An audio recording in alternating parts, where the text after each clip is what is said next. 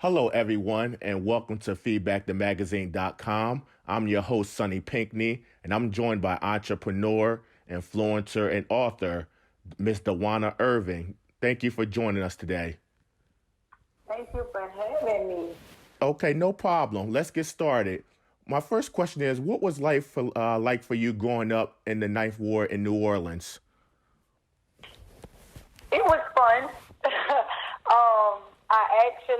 Once my father went to prison, my mom left and we went back uptown. So by me living uptown, I wanted to be around my cousins because I was the only child for a long time. So I wanted to always be in the Ninth Ward. The Ninth Ward was where I had fun at. If I was uptown with grandma all the time, I had to stay inside. It wasn't no running the streets playing and, just hanging out doing fun stuff. I had to be inside.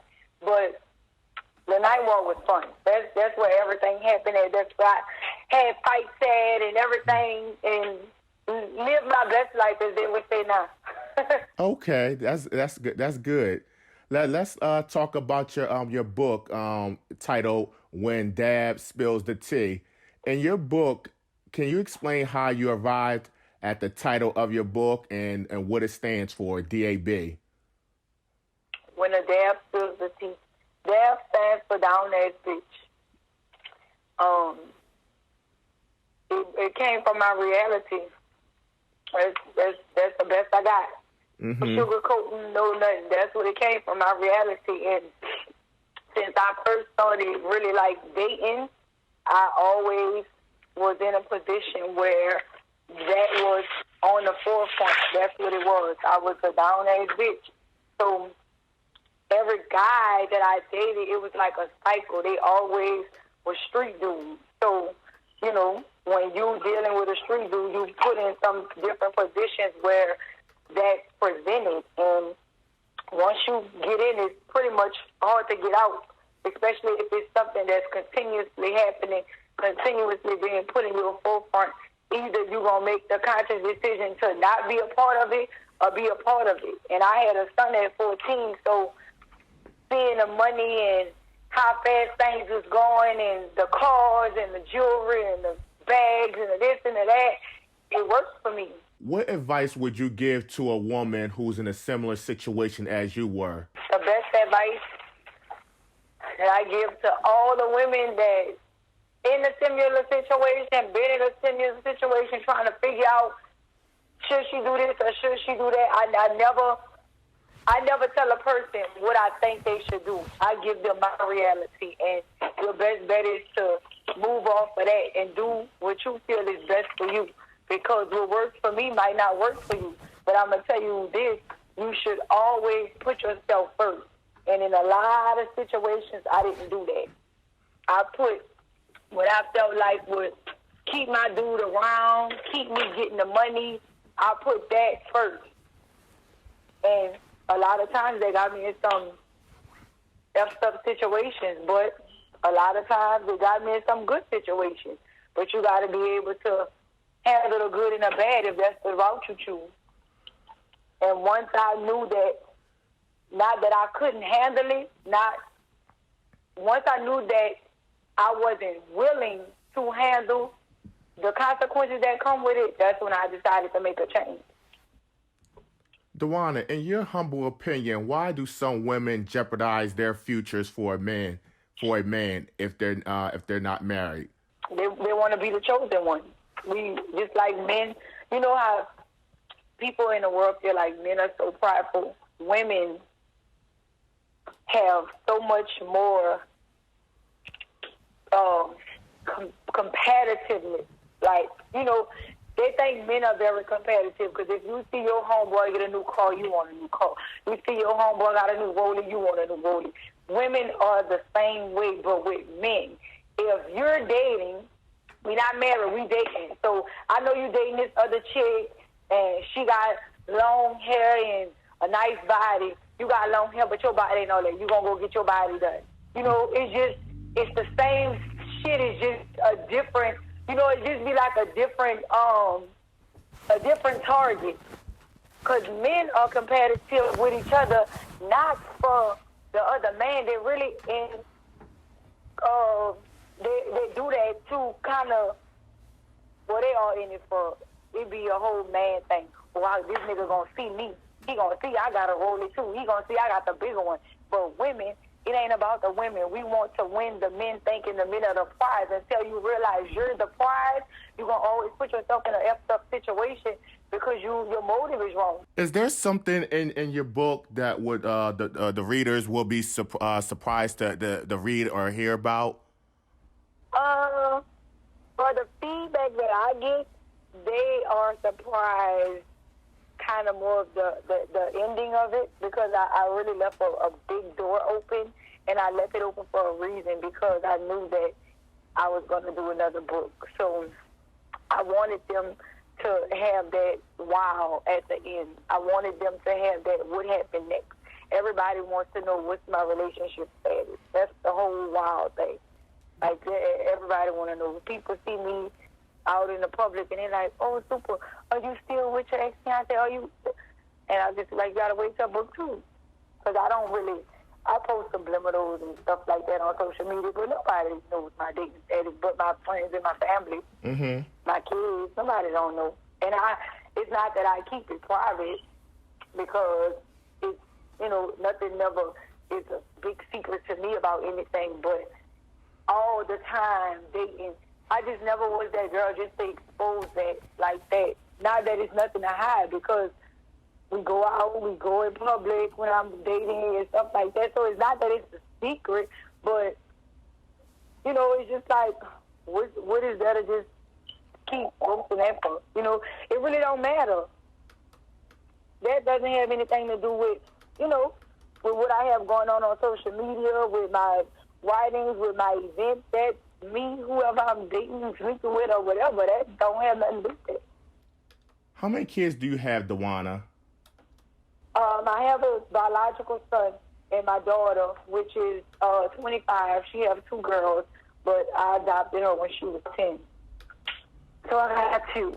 Now, I've read that you were in a long-term relationship with a drug dealer while he was in prison for a decade, and you remained loyal and for him to betray you. My question is, at that moment, did you feel like you wasted a decade of your life in that relationship? I did, and now I don't. It was a amazing lesson learned, and I'm able to make lots of money off of my book. It's telling my story, so now I don't feel like it was wasted. And for me, I never really have regrets, because I'm not a person to do things I don't want to do. Anything in the streets or anything I ever did, it was always things that I wanted to do. I never was bullied or someone made me do it. No guy that I ever dated made me do anything. Whatever I was down for, it was because I wanted to be down for it. It wasn't no father leader type. I was never that person. Mm-hmm. So, I do feel like when I saw the signs, I should have left. I definitely feel that way wholeheartedly, because it ain't something that just happened. I tell my clients that all the time when I do sessions. You can't just tell me that something just happened today. Somewhere down the line, you saw something that drew a red flag. You saw something that put your train of thought right focused on that, but we bypass what we want to for what we want. And it's gonna always come back full circle, Mm-hmm. So you have to be willing to not only accept that, but you have to be willing to know how much you can handle, how much you can bear. If you know a person is a compulsive liar, let's say, but you want them, you want to be with them, how much of lying can you really take? Are you willing to accept that from that person? Because you can't change them. And that's why a lot of people today are in fake relationships, unhappy relationships, because they deal with people on what they expect out of them, what they want out of them. And that's how I was in my relationship so long, because I wanted this person to be better. I didn't want you to sell drugs no more. I had a whole plan for us to be successful entrepreneurs, but you didn't want that. That's not what you wanted. following that relationship, are you more cautious of the people that you trust because of that previous experience? I wouldn't say cautious. I would say um, I'm not just going to trust anyone off the bat. You have to earn it. That was something real big for me. If I start having some type of relationship or friendship with you, male or female, I trust you right off the bat. I don't even let you earn that. And that shouldn't be a given. It's just supposed to be something you earn. I've had females that I trusted and built relationships with, let them live with me because they was homeless, they stole from me, all kind of stuff. But I believe that that's my God-given heart, my gift, that's what draws the people that needs to be a part of my life to me because I'm trustworthy and I also trust people on a very high level. But I can't just do that with everybody because I'll always end up hurt. Now, D'wayna, what is the biggest lesson you learned living in the street, living in that street life? 9 times out of 10, every man or woman for themselves. People don't put you first. And if you're a person that put people first, if you're a person that give somebody your all, you got to have discernment about that. You got to pray to whoever you pray to and get discernment that this person is going to reciprocate those same aspects towards you. Now, you are quoted to say that you suffer from anxiety, depression, even suicidal thoughts. And when did you realize that you need to seek help mentally? When I found myself at a place where no matter how many bags I bought, how many new cars I got, I still wasn't happy. I had to find a place of peace. And I'm very, very big spiritually. And as a human being, as a person of the flesh, sometimes you need that outsource because, yes, you can believe, you have faith. But as a human being, it's like, okay, I believe God going to do it. I know He going to do it, but I just need somebody to talk to. I don't want to talk to my mom. I don't want to talk to my friends because they looking at you as the person who they used to you being, who they know you as. And I ain't that person right now. I'm not even in my right state of mind. I don't know if I'm coming or going. And I don't need you judging me off of these feelings. No, I'm not going to move forward and kill myself. But I'm telling you right now, I just feel like, fuck it. It is what it is. Whatever happens, happens. So when you get to that place, I believe that everybody has to or should have somebody that they can confide in and that's not judgmental, that don't know them. And society needs to stop making people feel like that's a problem. That's not a problem. A problem is not getting help. That's why it's so much suicide. At 20 years old, I wasn't thinking about killing myself behind nothing. I wasn't thinking about, fuck life, whatever it is, what it is. And you know what I'm saying? Mm-hmm. If we was in a club popping pills, it was for fun, not because we was depressed or nothing like that.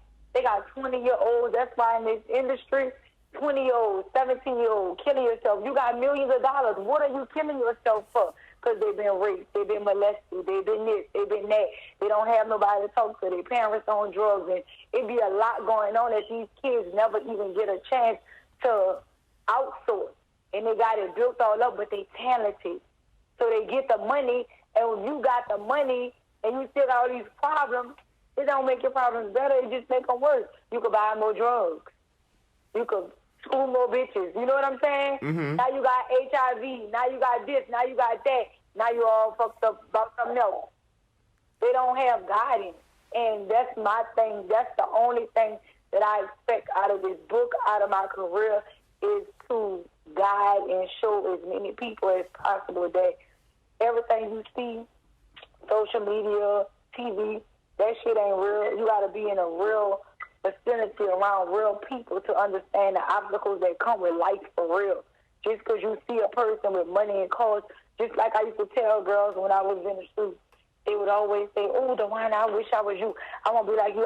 And I never, not once on my soul, never once said, girl, come on. My biggest thing was, you don't want to live this life. It ain't what it's cracked up to be. I don't care how much Louis Vuitton and Gucci, it ain't what cracked up to be. Because some days I go inside and feel like the scum of the earth. That's the worst feeling in the world. Trust me, you don't want to feel like that. It's not, and people don't let that be known to people. You know, they make them feel like, oh yeah, come on, because they all fucked up and they want the person that, you know, they it's not that they really want them to be fucked up, but they so messed up they don't even know how to be real with themselves to say, yeah, you don't need to be doing this either. You know, I'm trying to get out this. You know how many women DM me and text me that's still dancing and snorting coke and they don't want to, and then I see them 5 minutes later on Instagram in the mall showing off their Louis Vuitton bag and this, that, and the other. So that makes the younger generation and the other girls, they want to do that because they want a Louis Vuitton bag. But you wasn't on the phone 10 minutes ago when this same bitch was on the phone crying to me about how nasty she feels. Her pimp this and this, that, and the other, and she don't want to be here and this, that, and the other. It'd be a lot more than what people put on the forefront.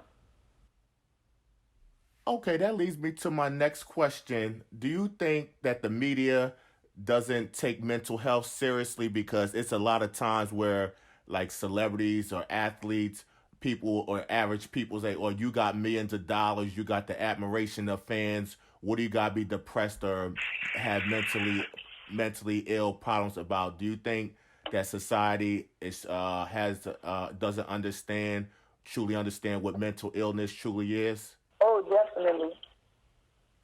They definitely, and I don't really believe that it's not that they don't understand. You know, people don't like reality, you know, until it hits home, until your mama, your sister, or somebody in a mental institution, and now you want to talk about it. But this ain't something that just happened today. It's been going on. Mm-hmm. But it wasn't that important to you because it wasn't your people. And how long have you been battling your mental illness, and how are you currently doing? I'm doing great. I go to therapy once a week, and for me, I don't, you know, scientifically and all this other stuff, anxiety is a mental illness, but for me, it's not that big of a deal because I have it under control. Every now and again, I take my meds. I don't want to rely on that, and I have too much business stuff going on because that stuff makes me sleepy, so I don't really take it unless I'm having a damn anxiety, panic attack all at once, and I'm like, oh no, I need to just go sit down and rest. That's the only time I take it, but I'm great, and I know people put themselves in positions. I ain't never been in no position where somebody put me there. Everything I've done or endured mentally, physically, it always was an escape goal at one time, and I made the decision to keep going on. So if you can see that and stop it before it starts, that's the best way to overcome any type of sickness. If you know being around a certain crowd, if you're an ex-drug user, drug addict, and you know being around a certain crowd, you're going to use drugs. Why are you still hanging around that crowd? Who are you impressing? I know what flares up my anxiety. I know the type of situations that I have put myself in to make me have anxiety attacks. I don't put myself in those positions. It's simple. A couple of more questions for you, D'wayna. Do you feel like you have evolved as a person after going through your trials and tribulations? I'm evolving. Because it's some days where I still might want to slap the piss out of somebody. And I won't, but I will if I have to. I might cuss you out. But again, I'm still evolving, you know? Mm-hmm. I might still deal with somebody that I shouldn't be dealing with. I know he's still in the street. I know he ain't right, and I still deal with him. But again, I'm evolving. But I'm not going to put myself in no position to be a part of anything that person has going on that could possibly get me into trouble, because that's the part of life that I've overcame for certain. Looking at your life, in retrospect, do you have any regrets? Only regrets I have is staying in situations longer than possible. I mean, longer than I should. Friendships, relationships, business-ships, anything where I know for a fact, full-fledged, oh, you should have been left. Because, again, I saw it before it happened. But I made the choice to stay because that's what I wanted. People do whatever they do. And I'm not a blame person. I don't point a finger, you know. Now, if you give me something, that's fine. I'll definitely acknowledge that, but I'm not going to say, oh, you made me stay or you made me do this. No. Mm-mm. Okay, my last question is, where can people purchase your book at, and can you provide your social media handles? My book is at Read D.A.B now on Instagram. My website is thesuperdcollection.com. My personal page is The Real Super D. I'm also on Facebook, D'wayna Irvin, my full name, DWAYNA IRVIM. I am. And Amazon author. You can find the book on Amazon as well. I have a YouTube channel, Super D, spells T. No, what's T, Super D? I changed the name because that's been all my hashtags and stuff. I do videos 3 times a week. I do kind of like a question and answer the day before and get the feedback from my followers and questions that a lot of people want to ask or want the answers to, and they really don't want to speak on it themselves. And I just get on live and pretty much go in on that. And that works for a lot of people that want answers. Because nobody don't want to hear nothing from nobody that ain't been through nothing. They want the real, you know? And for me, that works for my platform. And I appreciate the people that accept the real and don't want the fake shit, because I really can't be fake. I tried it for the brand, and that don't work for me. Because a lot of people just who's been following me back from MySpace days, they know that I'm naturally who I am. I'm not going to sugarcoat nothing. I'm going to say it. It might be some harsh shit, whatever, but I'm going to say it. That's just me. So I appreciate y'all who deal with me and follow me and support me because of that, because I can't do the fake. I'm sorry. I tried. I can't. It don't work for me.